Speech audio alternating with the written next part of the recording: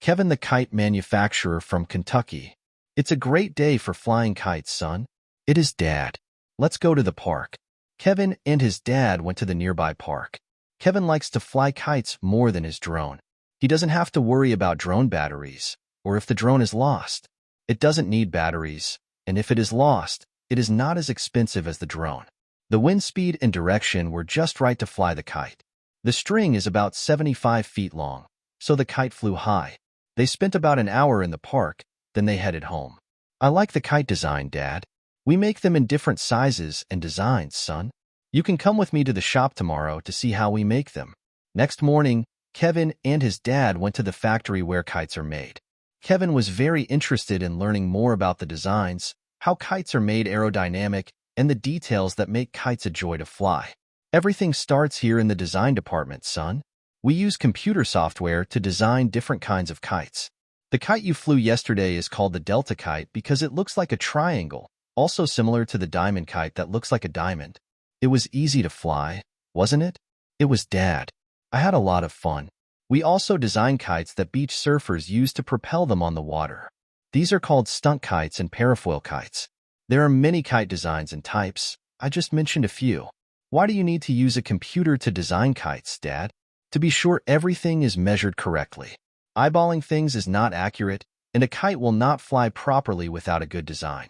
If the shoes you are wearing are not symmetrically designed and accurately measured, then each shoe might look different and have a different size, and you don't want that. So, what happens after the design, Dad? We order the kite material, which is nylon, from another factory. We use that to make the kite, the string, and the bridle. They are shipped in big trucks. We receive them every week. Can I see where they are received, Dad? Sure. Let's go to the warehouse. Kevin and his dad head to the warehouse where Kevin saw the trucks parked at the loading docks and the forklifts working to unload the sheet rolls and the boxes that hold the strings and the bridles. Kevin and his dad had to put on hard hats since they were inside the warehouse. Where do all these sheet rolls go, Dad? They go to the cutting floor. We have laser cutting machines that precisely cut the sheets into the designs we want. Let's go there and have a look. They went to the cutting floor where big cutting machines work on cutting the plastic sheets in the Delta, Diamond, and other kite shapes. Why are there bottles of paint in the corner, Dad? Because we use them to print the logos customers like to have on their kites. We usually sell our kites to other companies who have their own brands and logos with different colors and designs. We make what they ask, and they want us to make what their customers like. This is called a chain, or a supply chain. If your friends like a kite color and design, they can ask a kite company for it. The kite company will ask us to make it.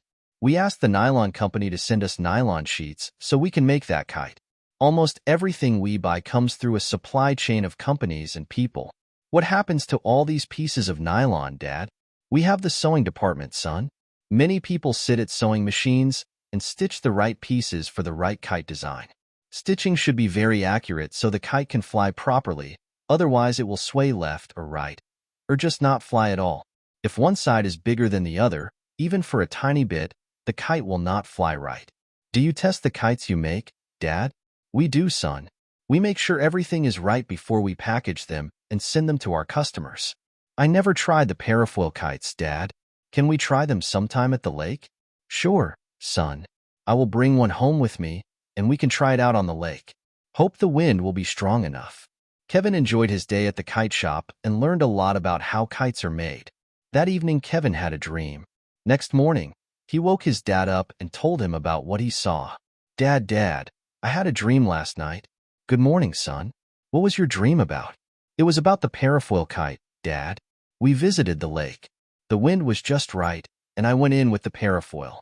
When the wind took me into the lake, and I was gliding and having great fun, I suddenly saw a shadow of a big creature with a long neck. It looked like an extinct dinosaur but with flippers. It was under the water, and I passed over it. It raised its neck over the water a bit, then went under the water. I was scared and I called you for help. So, you were gliding on the water and saw a monster? Did it come after you? No, Dad. It just raised its head out of the water, and it looked like the Loch Ness monster I read about some time ago. Monsters like these don't exist, son. In our nearby lake, the biggest fish is about 2 feet long. Not exactly a scary monster. How about we go together to the lake today and do some kiteboarding? I promise you there are no monsters. Kevin and his dad drove to the lake and set up the parafoils to glide on water. Kevin had a smaller parafoil than his dad's because he was lighter. They enjoyed their time, and Kevin was sure there were no monsters in the lake. I really like the kite. It is a lot of fun. I want to help you in the factory when I have time, Dad. Sure thing, son. There is a lot of work and a lot to learn. Maybe you can invent a new type of kite that people will like. I will think about it, Dad. Let's go have lunch.